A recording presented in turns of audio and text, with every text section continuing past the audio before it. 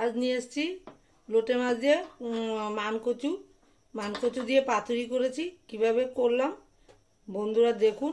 দেখতে তো দারুণ হয়েছে, খেতে অবশ্যই দারুণ হবে। আমার রেসিপিটা প্রথম থেকে লাস্ট অবধি দেখবেন আর স্কিপ করবেন না। পুরো ভিডিওটা দেখে লাইক শেয়ার কমেন্ট করবেন, সাবস্ক্রাইব করতে ভুলবেন না। আর দেখতে থাকুন আমার রেসিপিটা। লোটে মাছ দিয়ে মানকচু রেসিপিটা আমি শুরু করছি। এই যে হলো লোটে মাছ, এটার মধ্যে হলুদ আর নুন, এই আদা রসুনের পেস্ট আর চিলি ফ্লেক্স দিয়ে দিয়েছি।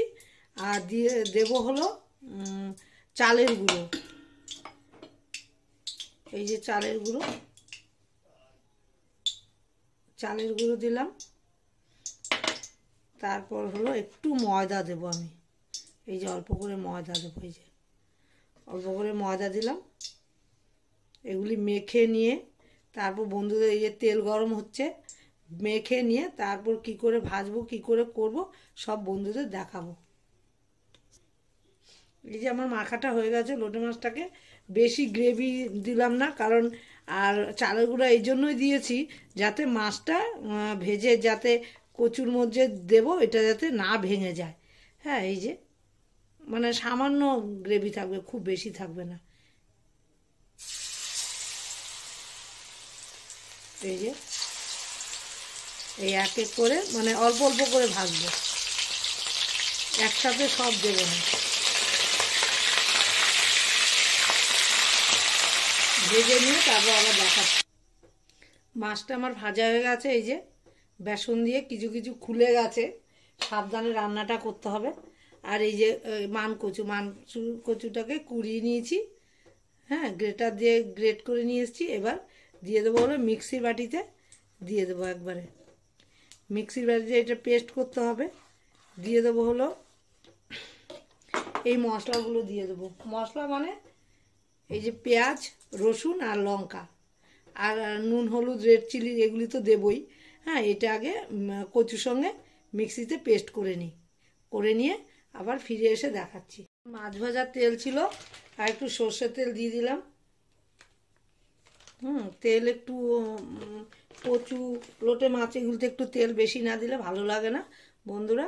এই যে হলো কালো জিরা ফোড়ন দিচ্ছি। তেলটা অনেকটাই গরম হয়ে গেছে, কালো জিরা ফোড়ন দিয়েছি। আর আমার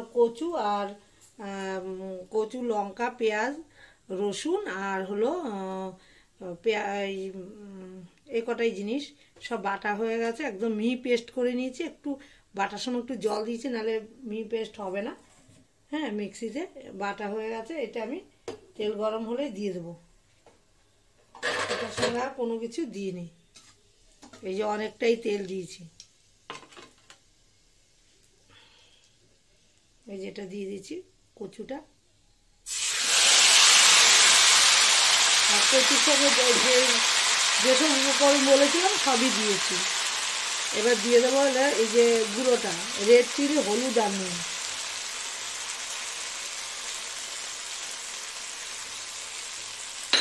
এগুলো ভালো করে কষাতে হবে। জল একদমই সামান্য দেবো, জল বেশি পড়বে না আর কি। আর একটু ঝাল ঝাল করে রান্না করতে হবে।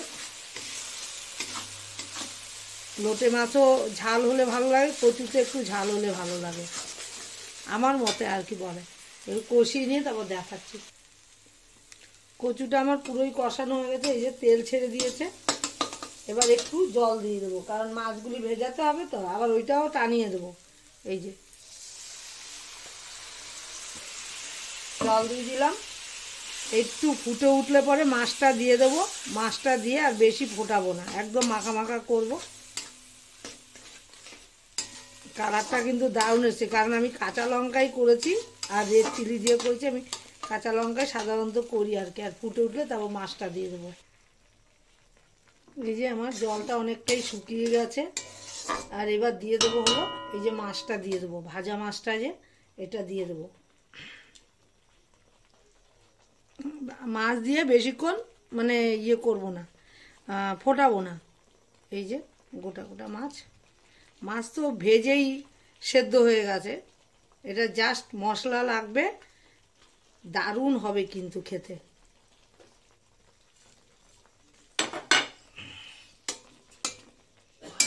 একটু কচুটা উপরে, যে কষানো কচুটা উপরে দিয়ে দেবো, আর এই যে ধনেপাতা দিয়ে দেবো।